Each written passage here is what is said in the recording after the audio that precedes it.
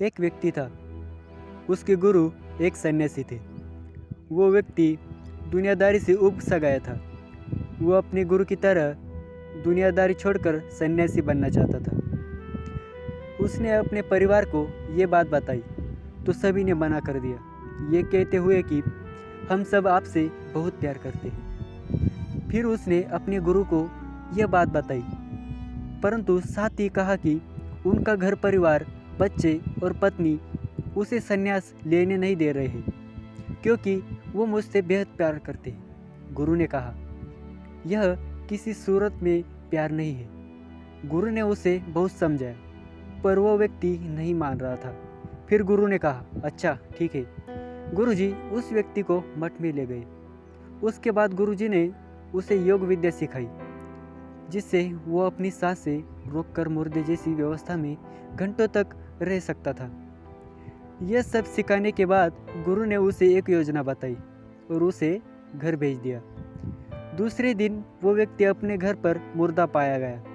परिवार के सारे लोग इकट्ठे हो गए। सभी रो रहे थे, विलाप कर रहे थे। वही उसकी पत्नी सबसे ज़्यादा दुखी हो रही थी। पूरे घर में कोहराम मच गया था। सभी की आंखें नम थी। वो व्यक्ति मुर्दा अवस्था में था। अगर योग अभ्यास से आसपास के माहौल को महसूस कर रहा था और सुन सकता था। उसे बड़ा सुकून मिला कि उसका परिवार उसे कितना प्यार करते हैं। अंततः उसने संन्यास का इरादा त्यागने का फैसला कर दिया। कुछ ही देर बाद उस व्यक्ति के गुरु वहां पहुंचे।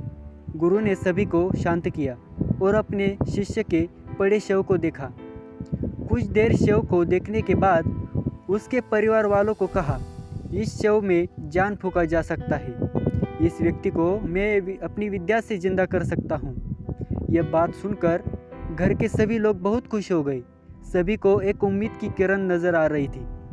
फिर सभी ने उस सन्यासी से कहा, तो आप यह काम जल्द से जल्द कीजिए। इस पर उस सन्यासी ने कहा, एक समस्या है। इस कार्य के लिए परिवार के किसी अन्य सदस्य को अपने प्राण त्यागना होगा। यह सुनकर सभी लोगों की सांसें रुक गई। सभी ने एक दूसरे को कहा।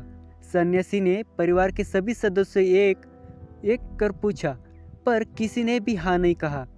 सभी ने अपनी जान की ज़रूरत बताई और अपनी जिम्मेदारी भी। सन्यासी ने फिर उस व्यक्ति के पत्नी से कहा, अगर यहीं रही तो तुम कैसे जियोगी?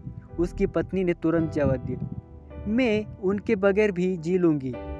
गुरु ने उस व्यक्ति के बच्चों से भी कहा। उसका भी जवाब नहीं था। फिर यही सवाल उस व्यक्ति के माता पिता से किया। उनका भी जवाब एक ही था। उसके बाद गुरु उस व्यक्ति के शव के पास आए और बोले, हे व्यक्ति, तुम उठ खड़े हो जाओ। वो व्यक्ति उठकर बैठ गया। फिर उसके गुरु वहाँ से जाने लगे। उसने अपने गुरु को रोका और गुरु से कहा, मैं भी आपके साथ चलता हूँ। अब उस व्यक्ति को समझ में आ गया था कि उसकी ज़रूरत उसके घर में कितना है।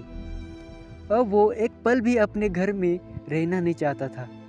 दोस्तों, इस कहानी से हमें ये सीख मिलती है कि आपके होने न होने से किसी पर ज़्यादा कुछ असर नहीं पड़ता है। तो दोस्तों, आपको ये कहानी कैसे लगी?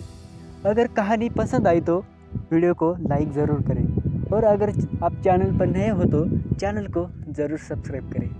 धन्यवाद।